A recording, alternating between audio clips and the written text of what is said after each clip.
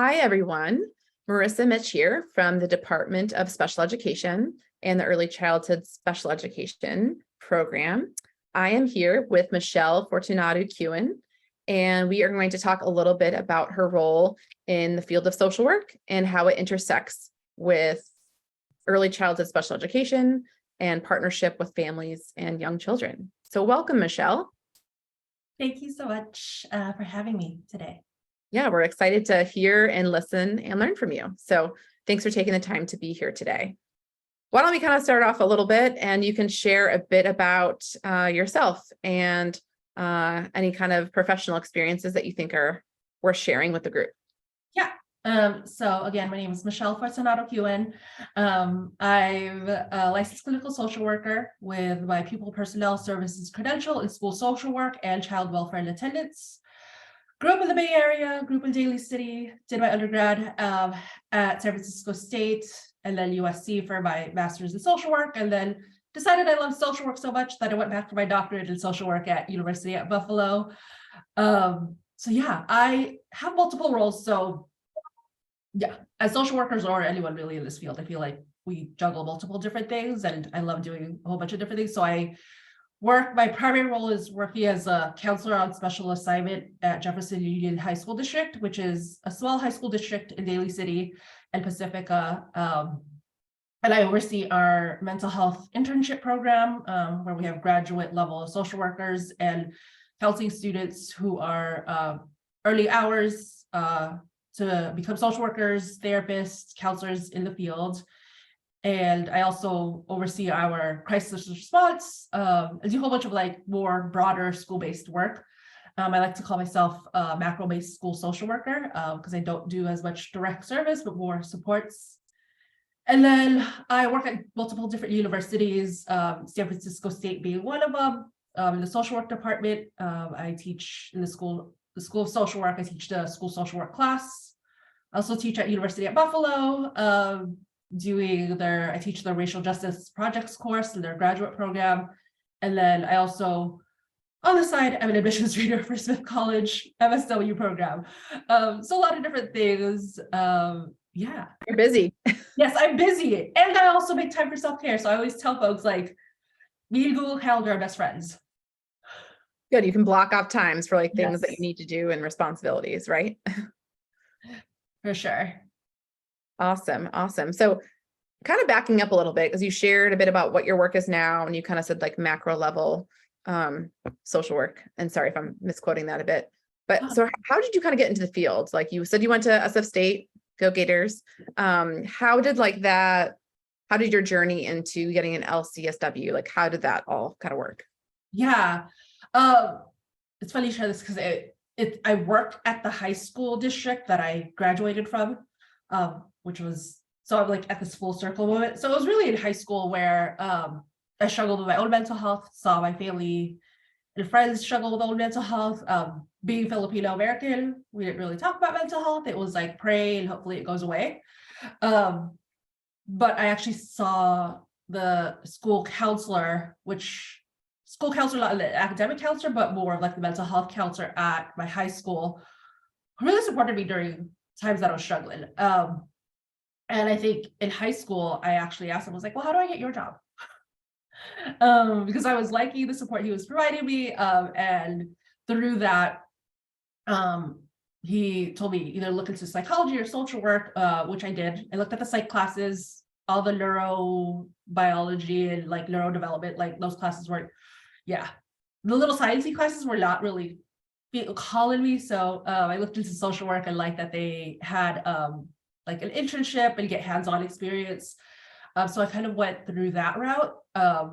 And with that, as a bachelor's level student, I interned at Balboa's Teen Health Center in San Francisco, got exposed to working at a clinic, but also in a clinic in a high school.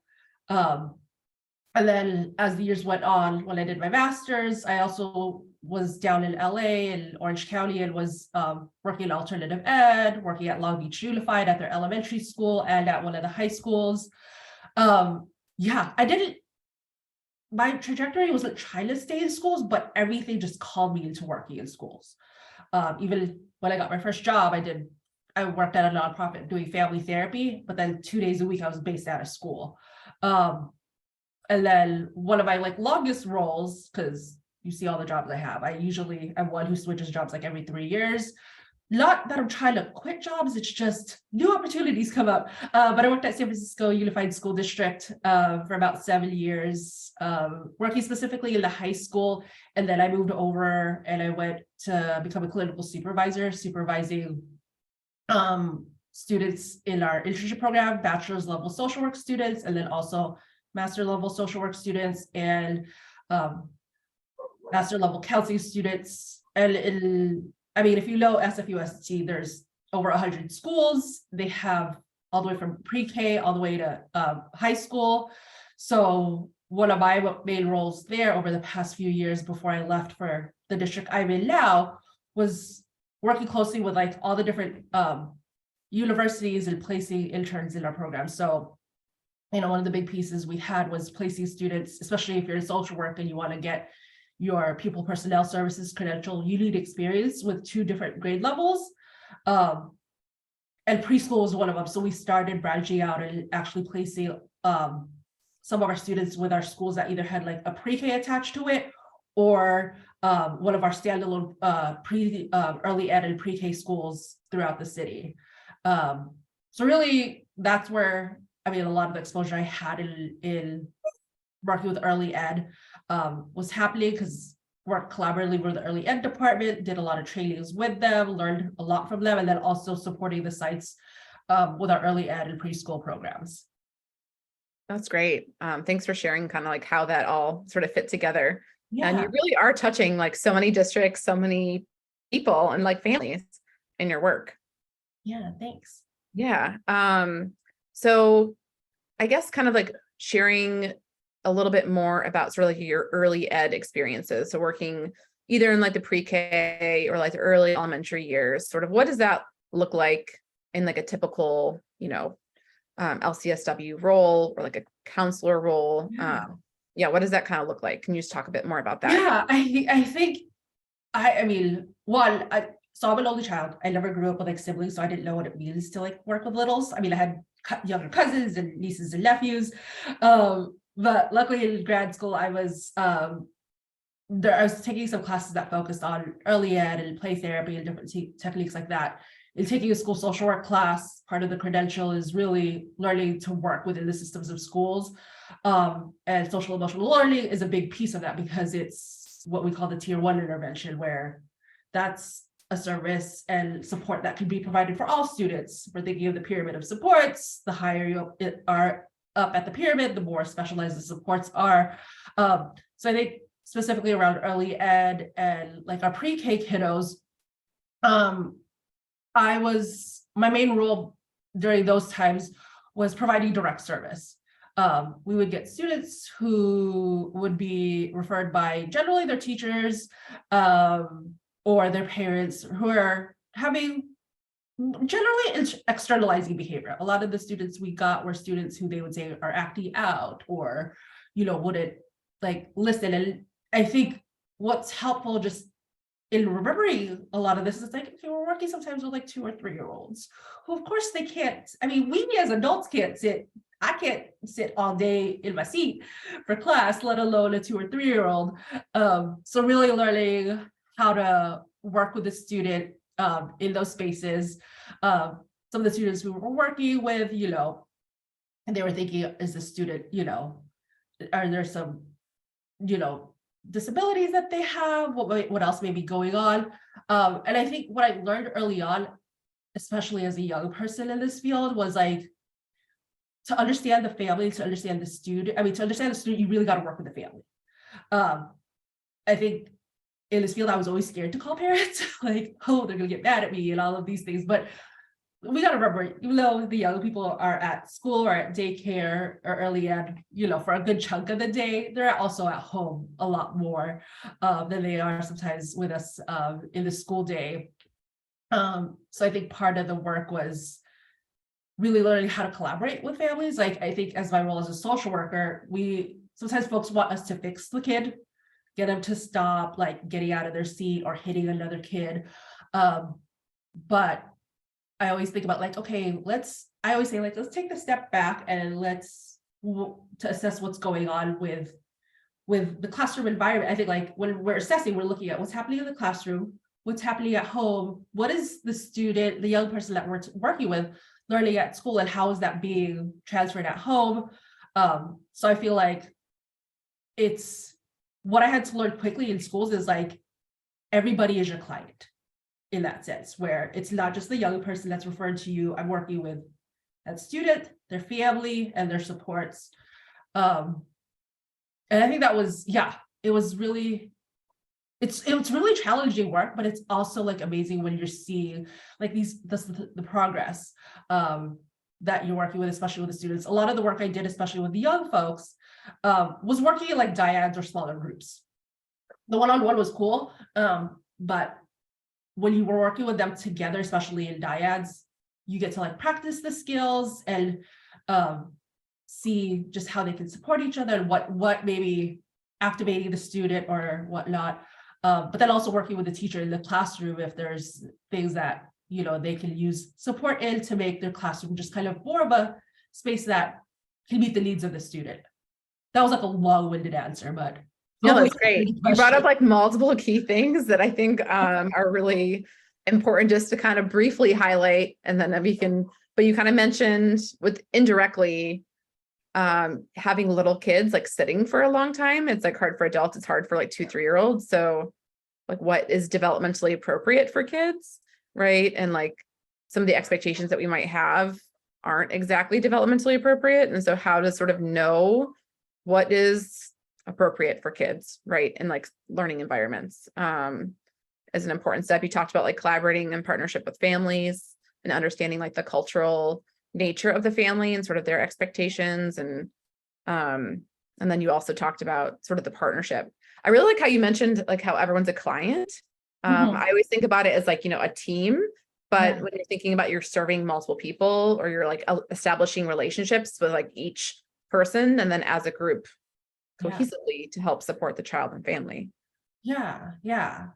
And I think that, I mean, it's, you know, when we're just looking at the individual pieces, it's like, it's not just the teacher. Like sometimes, you know, we play the blame game of like, well, the parents are not doing enough, the teacher's not doing enough. We know the shortages in schools, we're seeing everything that's happening, the trauma that our students are experiencing, you know, inside and outside, you know, of this world, like even in utero, when we're thinking of like the parental, like the stress that their mother is going through. So I just think of like, even going, just like even in the womb of like, if the mom is going through some like domestic violence or what's the trauma that she's experiencing, how is that impacting the young person, and when, you know, in terms of like development. I think one of the big questions I always ask when I'm working with a young person and their family is like, when's the last time they went to see their primary care doctor? Because as a social worker, you know, my background is like on mental health and that support, but we always want to rule out the medical piece. And sometimes when we're working with families who are not insured, underinsured, like how are we supporting them getting those resources and supports? Or, you know, are you working with a parent who's like, it's their first time and they, you know, they need support around parenting. Or if they have like multiple children, or like the stress, I was just thinking like the different stressors at home that may be happening if they're constantly moving, how is that impacting this young person, you know, at school, in preschool, in the early ed spaces. And then I think I always just really think about, you know, I shared this with you earlier before we recorded, but like in my family, I have cousins who have kids who are in the autism spectrum. And hearing that word autism, like I think break them out. Like, what does that mean? Did I do something wrong as a parent? And the stigma around that. Because growing up, like my parents did not know, like you know, when you think of like special ed, you think of the yellow buses that the students go to, they're in a completely separate class. And there was this one image I saw that I was presenting to in my class, and I saw it like on Instagram, that was like special ed is like not a destination. It's like, it's everywhere. Like we shouldn't be having this separation of like, these students are special ed, these are gen ed students. And how do we work with that? But just, I remember going back to like my family piece of just hearing my cousins, getting freaked out and like thinking again, the stigma around what that means. And what that means in terms of the long-term effects for their child of like, are they going to be labeled? Are they going to be made fun of? Really trying to work on that and helping them really understand even the IEP process. Because that process is like, if anyone has sat through one of those things, it's like the paperwork is like this thick, all these questions that you're signing, all these papers that say, here's your like the procedural, the safeguards and all of those things. So I think I mean, luckily my cousins were able to get supports and, there's different organizations that help families around that piece, but there's the big stigma of what it means to have a young person with disabilities, especially if culturally that was never talked about or brought up, or even just again, immigrant parents not knowing how the educational system works or what the supports are. Yeah, it can be really overwhelming, like you said, for families going through either early intervention or once they're in the school, or going to the doctor to kind of get a diagnosis. That can just be really overwhelming for families as there is so much stigma attached to any kind of disability or label or diagnosis, right? So I guess, like, do you have any strategies you would recommend or like suggestions for conversations? Like, I know there's kind of like the grieving process that a lot of families might go through. But can you just like talk about that a little bit more from Yeah, your for experience? sure. I think I mean, as cheesy as it sounds, and we always say it's like normalizing it. I think there's a lot of psycho ed that needs to happen, or just like education around what it means to have a student who's in special ed, who's going through that process. Again, some of them may just be starting off this process and they may not qualify for special ed services, but really like emphasizing that there's nothing wrong with their child. It's, there's some extra supports that they need. And the beauty of getting the special ed services is, legally if their student qualifies, like they have this whole document that says like your, child has these rights that they can get in terms of these supports. I think having the conversation of like what it may look like long term, and that a student who's getting these services and supports, it shifts and changes as they go through their education.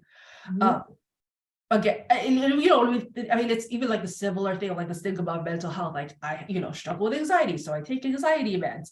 If we're looking at, someone who has like heart disease, they're taking, medication around heart disease. If we're looking at our students who are in special ed, it's like they may not be necessarily on medication, but they're getting these extra supports. If you've gotten hurt and you have like a bad back injury, you might be in physical therapy, for years and years.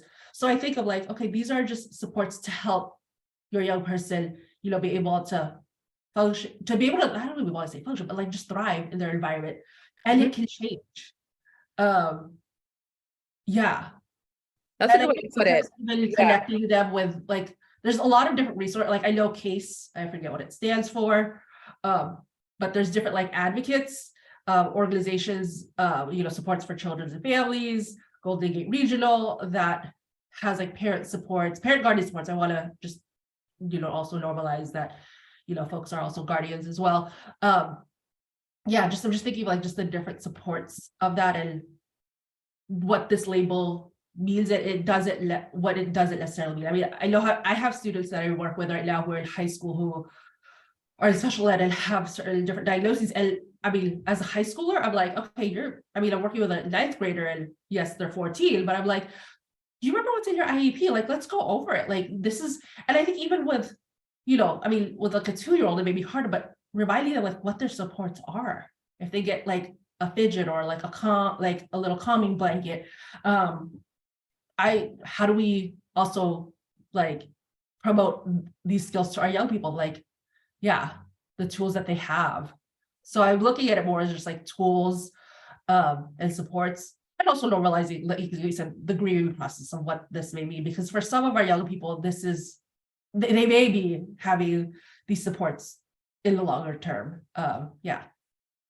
Yeah, like you said, they might be having them for short or long term, but I like how you phrased it, kind of like the medication but it's not necessarily that people are getting medication, but it's just individualizing for what you need. So Yeah. whether you need a brace or you need crutches or you need medication, right? Like all the services are part of that. Yeah, One these are thing just like different tools that we need. yeah, they're like tools in the toolbox, right?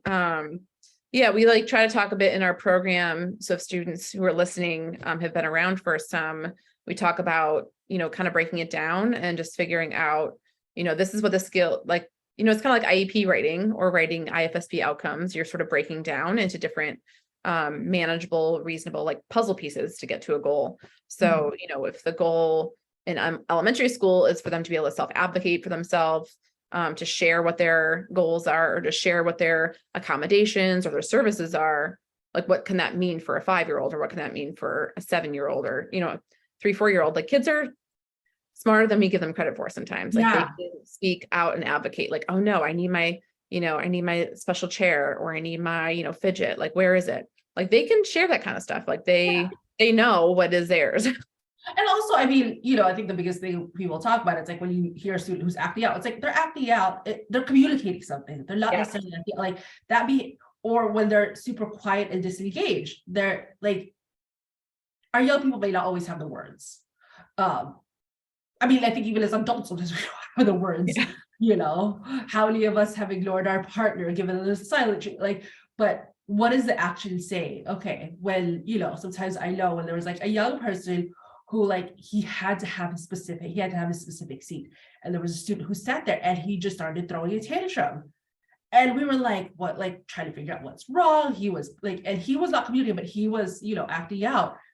And I think it was not till like another staff member was like, oh, wait, like that's usually the chair he sits in. And then there was like another student sitting there, the student, who knows if the other student knew or not, but he was communicating like, I'm dysregulated, like I'm mad, like, and we were just like, okay, once we figured out like that was his seat, like we talked with him and, we had the other student obviously move to a different seat because that was the chair he uses for like reading time, able to sit him down. And of course, like it took a minute for him to calm down, but he was able to like calm down and self-soothe again. But he was communicating to us, not verbally of like, he's in my seat, but just, not wanting to go to the reading time because there was somebody else on his chair. And we're like, okay, like we just have to always make sure like this chair that we said is his, like remains his, and that nobody else can sit in it. Schools sometimes you always have that access, so sometimes we work obviously on sharing, but it's always like what is the behavior telling us, whether it's an internal response of like them withdrawing or like not engaging, or if it's an external response of like crying, whining, throwing a tantrum. Yeah, it's like you're all investigators. You're all like kind of trying to observe, take your notes. And that's really where the power of collaboration and like teamwork happens.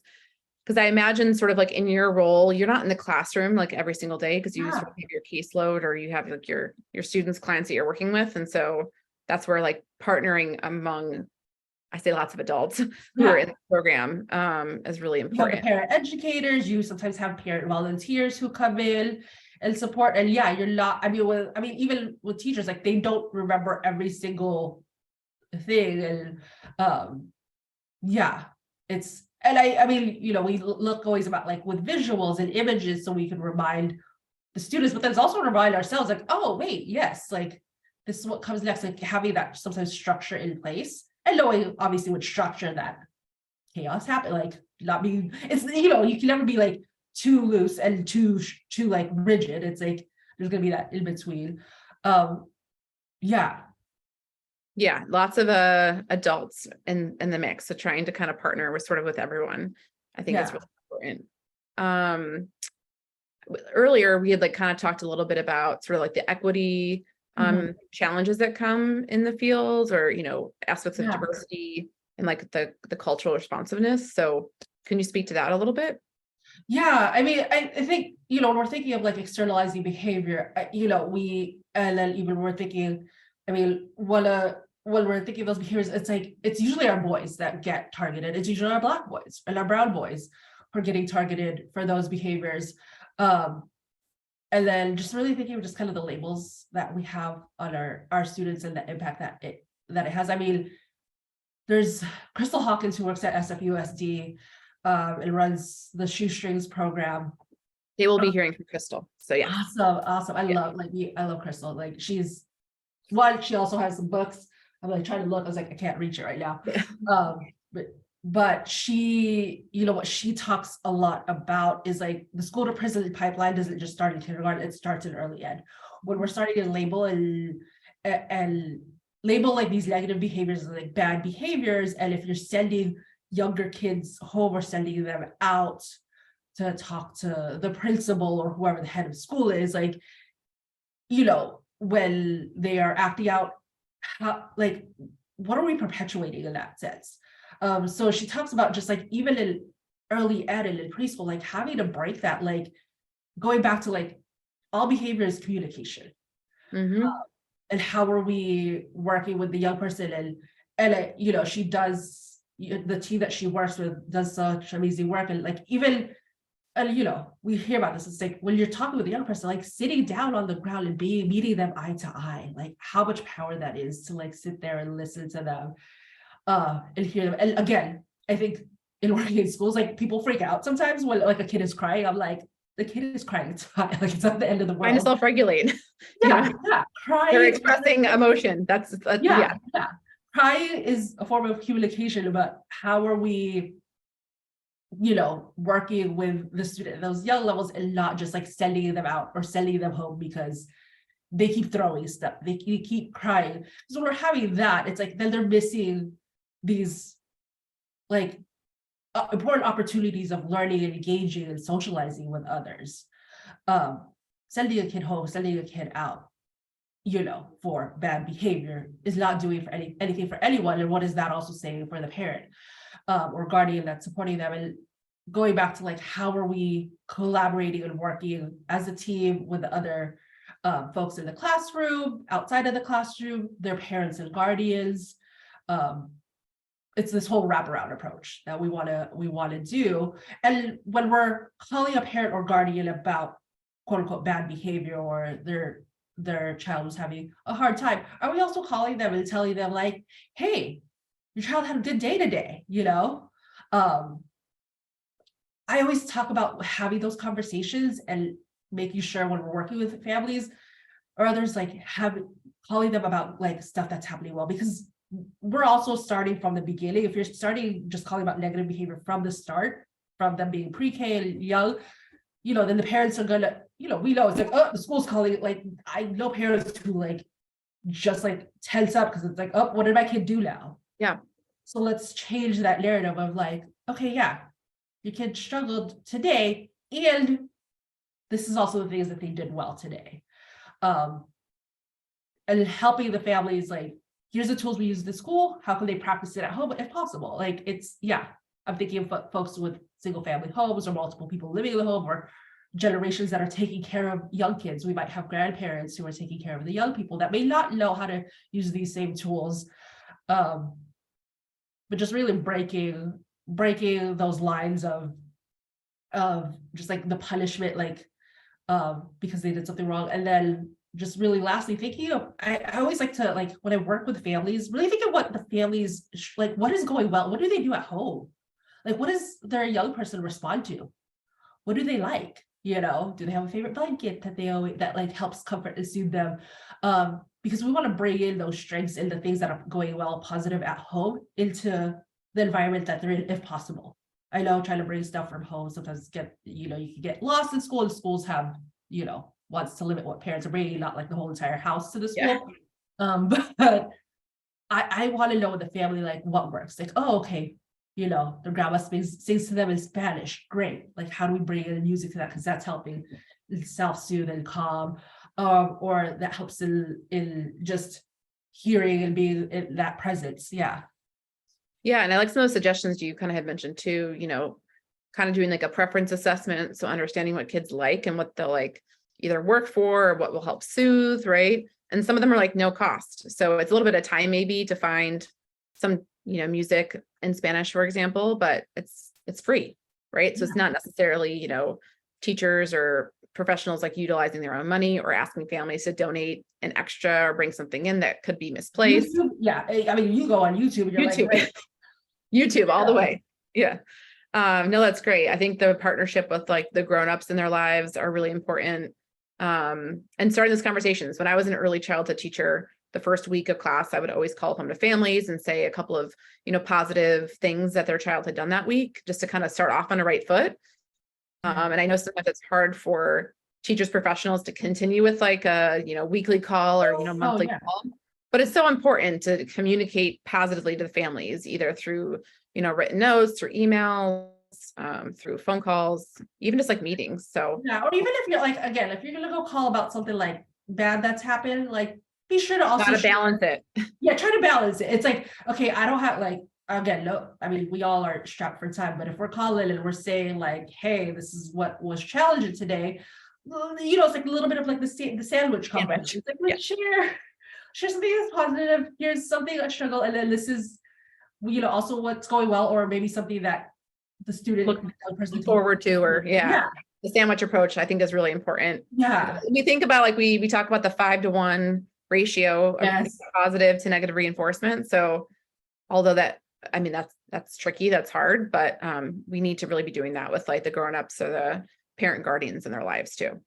I mean, let's keep it real. Let's do it with ourselves. Let's do it with each other. Yeah. Because I think we say that with young people, but it's like, I say like the stuff that we're working on with young people. So like, it's maybe something we can work on ourselves, like as cheesy as it sounds, but I'm like, if we practice that, even like if you're telling your partner, your child at home, something like how are we doing that, just integrating that just even in our regular lives as well, so that when we're working with young folks, it's like, okay, this is just my normal part of conversation. Yeah, it's like the poster, the old school poster that sometimes you see. It's like every important skill I ever learned, I learned in kindergarten. Like it's kind of that approach that like everything we're learning in early ed, in those different types of learning environments is important for like life. So those skills are very transferable for all ages. So I mean, that's what when I look at sometimes, I mean, again, I'm working with high schools right now, I'm working with adults who are, supporting young people. And so I'm like, okay, like I go back, I'm like, so are you telling yourself that, And they're like, oh, I'm like, okay, like, or can you do that? Like, oh, I'm like, okay, we're setting these expectations for our young people. How do we have similar expectations? Are we able to fulfill those ourselves? And I think what you said earlier stood out. It's like our young people, our kiddos, like can do so much, like they know we need to give them more credit. And it doesn't mean that we're not going to do any kind of like hand holding, right? Like we're supporting them through the process. We're teaching them, we're giving them, feedback along the way. We're supporting them to be able to be, independent beings or young people. And so, how do we express that information to them and hold them to expectations? Like, hey, I'm here and going to like, metaphorically hold your hand or, physically hold your hand through the process, right? To be able to do that and to be able to kind of take ownership for their own learning and their learning space in that environment. So we're kind of nearing the end of the conversation. So I'm wondering if there's anything else that you wanted to share today, or if there's any like words of wisdom that you want to impart on the students in the class. I think my biggest thing is working with kiddos, young people, families, teachers, other adults in schools, or just other adults in, the places that we're working. It's really about relationships. I mean, when you're building it's that rapport you have with the people that you're working with, whether it's young people, again, throughout the whole system. Because that piece, I mean, if they're able to trust you, able to connect with you, and I mean, trust is a big word. I think trust takes time. Thinking of our identity, our power and privilege, like that may take time for folks to build that trust. But how are we building these connections? Starting there first. All these things that we're learning how to do, I mean, like the developmental pieces, obviously it's really important to keep in mind. But let's start with the relationships first, because then from there we integrate everything that we like learned or taking in. I always just talk about relationships. Yeah, that's such a good point, because it really is the foundation for everything, because you can't really collaborate or work with others or expect young children or like other adults to really partner and work with you if you don't have a relationship and you're in that space to be able to like learn and grow. Yeah, if you're not trusting, then you're not gonna really be able to receive any kind of information or express and work together in that way. And I Yeah. mean, I guess the last piece really, okay, now this is my last, it's like really taking care of yourselves during this time. Like, oh, again, we know with what's happening in the world, in our communities, it's like things are rough. Financially, things are rough. Community violence has been happening all throughout the country. We're looking at just like the political environment and political situations, depending on where folks are at. And just really honoring yourselves as like when this work does get heavy, like how are you taking care of yourself? Because it is, it is important when we're working with our young people and our families. Some of you, again, may not go into the mental health field, but some of you may not. But people will, as they trust you and as they open up to you, they're going to share their stories. I mean, there's so many teachers where they're like, this family just shared like their whole life story and all these things. And they're like, yeah, because that's a positive sign that they trust you. But also, how are you taking care of you when you're hearing this heaviness, when things are coming up for you, whether you're talking with your supervisor, taking a mental health day, finding joy, getting outside, drinking your water, coffee, like how I always need. That's just really my last piece, is the importance really of self-care, but community care as in finding community, support as well. Yeah, and that can be tricky during these times, right? So as you kind of mentioned earlier, like penciling things in or adding things to your calendar. So you do take that time to take care of yourself and kind of get out there and do what you need to do, because each of us is going to be totally different. Yeah. Awesome, Michelle. Well, this is a great conversation. I really want to thank you so much. A big virtual hug for doing this talk. And just really appreciate you taking the time and sharing your wisdom and experiences with the students in this class. If folks want to reach out to me or they want to know more about social work, you're happy to share my email. Like, okay, I'm happy to connect with folks if they're like, well, I want to go into grad school this, or again, you see all the jobs I do. I'm always happy to connect with folks, whether it's virtually, by phone, in person at SM State. Always happy to talk just about my different roles or just even this field. Okay, I really appreciate that. And I know the students will as well. So thank you for offering that. And thank you so much for our conversation today. Of course. Bye. Bye.